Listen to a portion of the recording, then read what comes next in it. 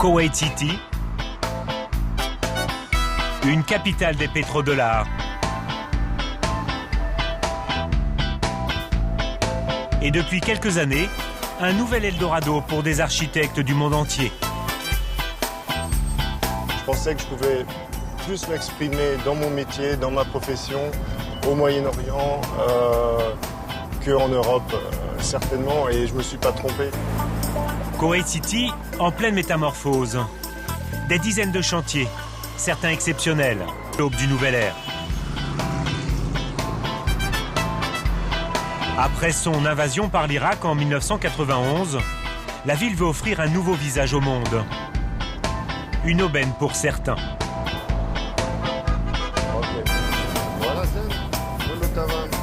Thierry Belleguic est architecte français. Il y a 15 ans, il s'est installé ici, sans regret. On peut s'exprimer beaucoup plus qu'on pourrait le faire en France par la nature des projets. Il y a plus de liberté. Il y a une grande liberté, il y a une grande créativité. On peut vraiment faire des projets très créatifs, très intéressants, sans limite parfois. Et on trouve absolument tous les matériaux possibles et inimaginables. Koweït, c'est vraiment un immense atelier, un immense showroom. On peut faire venir d'Europe ou de n'importe quelle partie du monde toutes sortes de marbres, de bois. On peut vraiment fabriquer tout ce qu'on veut. Au Koweït, on trouve de tout, surtout les matériaux les plus nobles.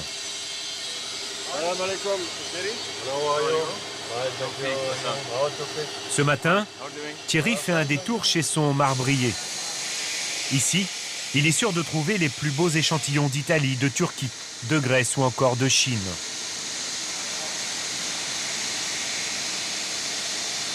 Qu'est-ce que vous regardez là? Alors, je regarde la qualité du marbre. Ce qui m'intéresse, c'est de travailler sur des grandes plaques qu'on va découper en 3 parties et fixer directement sur le mur. Donc, ce qui m'intéresse, c'est de voir le dessin des veines, pour voir le reconstituer sur les murs tel qu'il est exactement sur la plaque d'origine. Et puis, bon, c'est artistique. Et là, on est vraiment au cœur du projet, comme au temps de la Renaissance avec les Medici, lorsqu'on importe des marbres très beaux, très chers d'Italie et d'Espagne. Et on voit vraiment, on essaie d'en tirer le meilleur de la matière et de l'exposer après dans des pièces pour qu'il ressorte le mieux possible. Dans quelques semaines, ce marbre devrait décorer l'une des salles de bain de ce palais. Actuellement, c'est le projet le plus important de Thierry. You finish plaster here? Kulu tamam? Zen? Une demeure de plus de 5000 mètres carrés. Propriété d'un membre de la famille royale koweïtienne. Du coup, ce chantier, c'est un peu son obsession. En fait, il faut passer tous les jours sur le chantier. On travaille comme ça vraiment étape par étape et bon, on peut faire des plans de détail comme on le fait en Europe, mais ici c'est préférable de travailler avec des échantillons. Si c'est chaque étape du chantier, on doit avoir un échantillon, une pièce. Si c'est accepté, il continue, on revient le lendemain, etc. C'est le seul moyen d'être sûr de la qualité du travail réalisé, effectué. Et ça pour tous les corps d'État. Travail de minutie donc. Thierry sera particulièrement attentif à la réalisation des jardins. Dans son projet, c'est ce qui a tout de suite séduit le client. Dans la partie centrale, on a un jardin intérieur qui va être recouvert par une toiture vitrée, avec des vitraux, avec une ferronnerie un peu art déco. Un dôme en fait. Un dôme, un vitrage.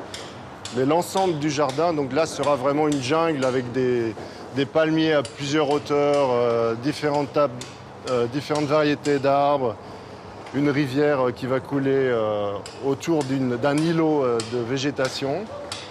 Et on a aussi un grand mur d'eau. Donc là, c'est vraiment la pièce centrale du palais avec une vision extraordinaire, une végétation, mais le tout climatisé, parce qu'elle était à Koweït, il fait 50 degrés. Un palais autour d'un jardin exotique. D'autres ont préféré le style Maharaja. ou plus classiques, comme ces architectures à la française ou à l'italienne. Koweït City, une ville où toutes les influences peuvent s'exprimer librement.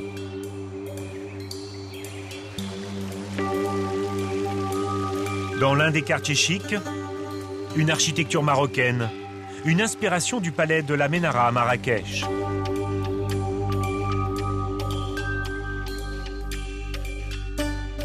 Quatre étages et 2500 mètres carrés habitables.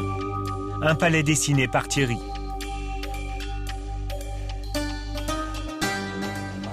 Le propriétaire des lieux, Ayad El Touaini, l'homme qui construit la tour sculptée à l'Amra. Il est l'un des rares à nous avoir ouvert ses portes. Juste de peinture, et après on met le...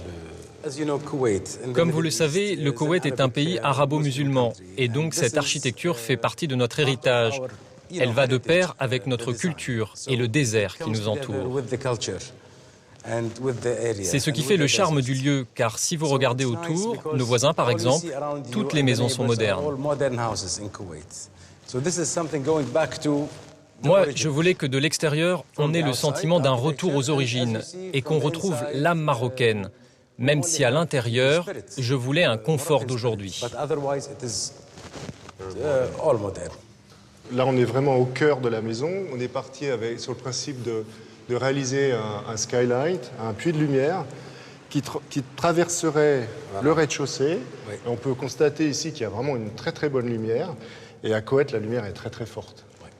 Et la lumière continue au sous-sol, dans la partie de la piscine, du spa. Donc même le spa et la partie du sous-sol est inondée de lumière. Il y a une bonne qualité de lumière. Donc on a réalisé ce plancher en verre. Alors, on a gagné la lumière pour 2 étages. Pour 2 étages. Le rez-de-chaussée et pour le sous-sol. Exactement. Considéré comme la vraie entreprise experte dans le béton armé. 5 ans de travaux ont été nécessaires pour achever cette demeure. Et vous allez le voir, ici, rien n'a été laissé au hasard. Comme ces poutres de béton laissées apparentes, mais habillées à la feuille d'argent. Comme on ne souhaitait pas avoir un faux plafond, on voulait avoir le béton apparent. En accord avec l'architecte d'intérieur, on a décidé, bien sûr, de M. Ayad Touaini, de faire l'air conditionné par le sol. Et ça a été vraiment un challenge technique de le réaliser, que ça fonctionne. Et le résultat final est vraiment très très beau avec le détail des gaines ici, qui sont traitées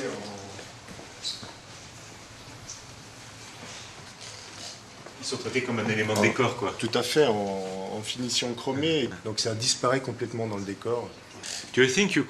Pensez-vous que vous auriez obtenu la même chose avec un architecte koweïtien? Non, je ne peux pas comparer. Ici, vous avez un beau mélange entre le goût, le ressenti français et la culture locale. Et pour moi, c'est réussi.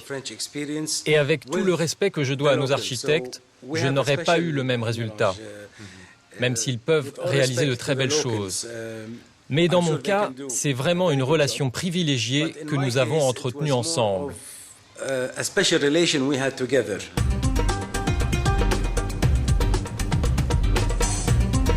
Thierry nous emmène maintenant de l'autre côté de la ville pour découvrir une autre influence. Une demeure étonnante pour le Koweït et dont il est très fier. Dans ce pays du Golfe Persique, il a dû recréer une architecture dans le style Amérique des années 30.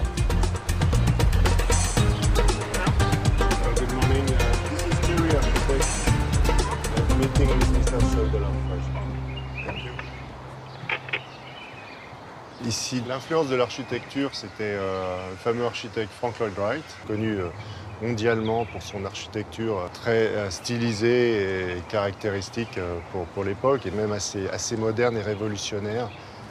Et c'est ce qu'on a essayé de faire, et le propriétaire était vraiment fasciné par cet architecte.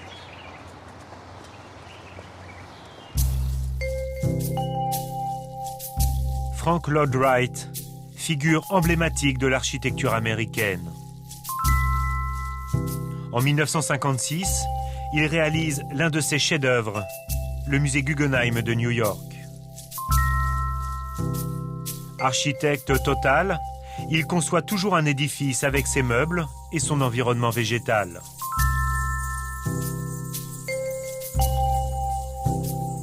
Scrupuleusement, Thierry a suivi cette démarche.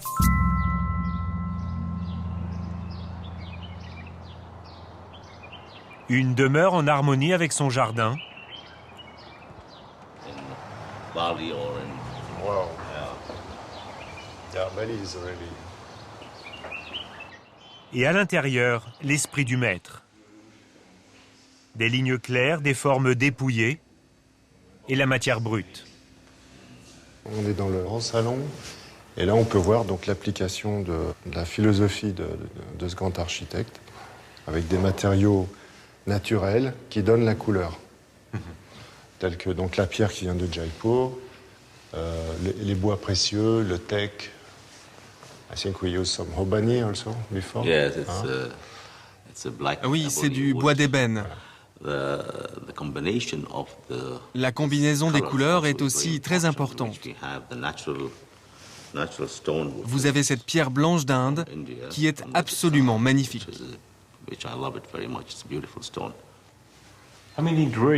Et combien de croquis a-t-il fait avant votre choix final? Oh, ce pauvre homme m'a dû faire, refaire et refaire encore. Vos clients sont difficiles parfois? Ils sont exigeants parce qu'ils veulent de la qualité et des choses uniques, oui, c'est clair. Donc on réussit dans la douleur, pas dans la facilité. Avant de quitter le Koweït, un dernier palais. Yacht et marina privée. Pour beaucoup, c'est le plus beau du pays.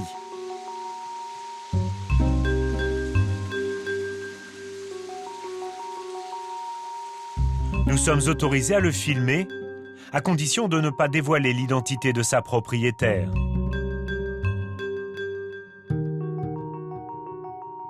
Nous saurons juste qu'elle est américaine, devenue princesse arabe après s'être mariée.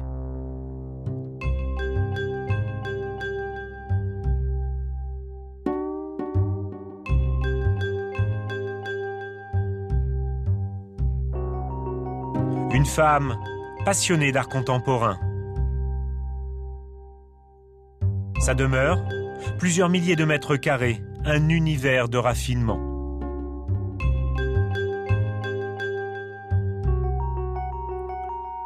Le Koweït, un nouveau pays de bâtisseurs.